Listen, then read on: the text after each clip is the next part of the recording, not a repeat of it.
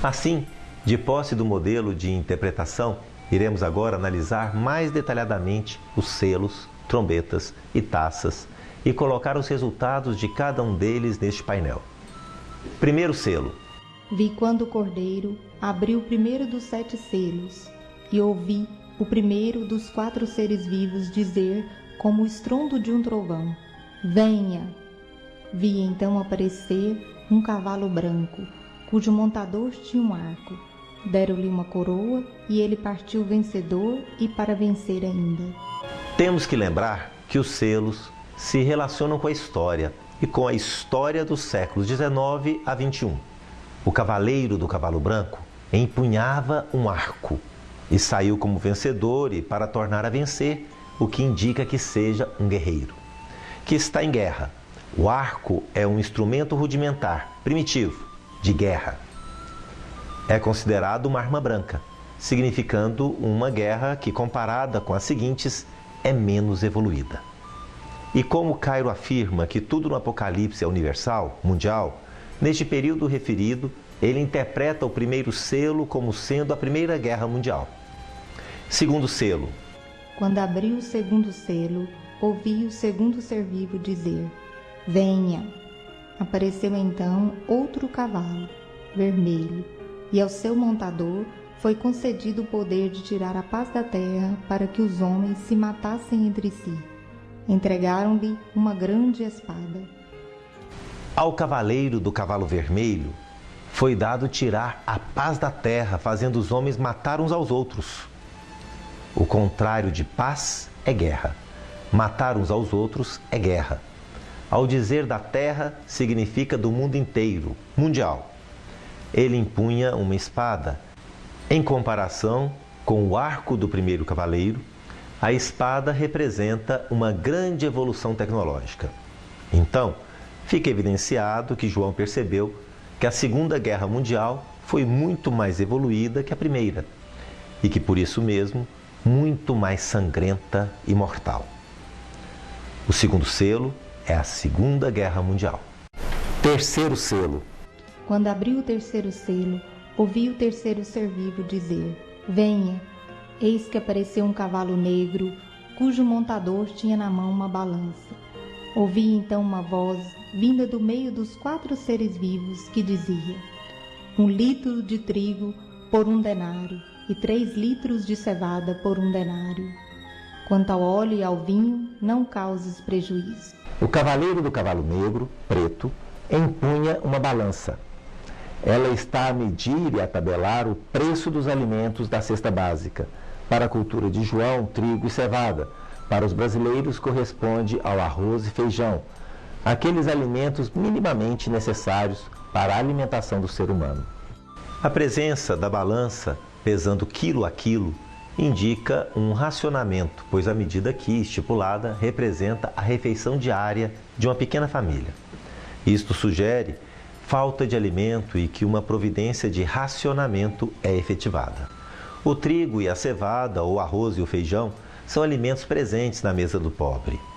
O óleo, azeite de oliva e o vinho não fazem parte da cesta básica do pobre. O óleo e o azeite podem ter como correspondentes modernos, como indicadores de riqueza, o champanhe e o caviar, estes presentes apenas nas mesas dos ricos. Ao dizer para não prejudicar o alimento dos ricos, João deixa claro que o mundo está dividido em ricos cada vez mais ricos e pobres cada vez mais pobres. Não prejudicar dá a entender a não partilha dos alimentos por parte dos ricos. Então, o terceiro selo é o contraste entre o desperdício e a falta de alimentos no mundo no período especificado. Tem um ditado que diz que a fome é negra, a cor do cavalo do terceiro selo. Quarto selo. Quando abriu o quarto selo, ouvi a voz do quarto ser vivo que dizia: venha. Vi aparecer um cavalo esverdeado. Seu montador chama-se a Morte, e o Hades o acompanhava. Foi-lhe dado poder sobre a quarta parte da terra, para que exterminasse pela espada, pela fome, pela peste e pelas feras da terra. A ênfase que é feita sobre a quarta parte indica os diversos conflitos regionais disseminados pelas nações, bem como as epidemias localizadas e as pandemias, como por exemplo as gripes e a AIDS. E mais uma vez a referência à fome que graça pelo mundo, todas essas coisas gerando muita morte. Quinto selo. Quando abri o quinto selo, vi sob o altar as vidas dos que tinham sido imolados por causa da palavra de Deus e do testemunho que dela tinham prestado. E eles clamaram em alta voz: até quando, ó Senhor, santo e verdadeiro, tardarás a fazer justiça, vingando nosso sangue contra os habitantes da terra?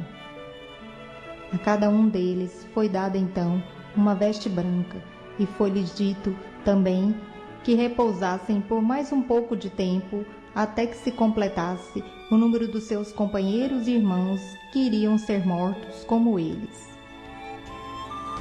O quinto selo ocorre unicamente no céu, no mundo espiritual.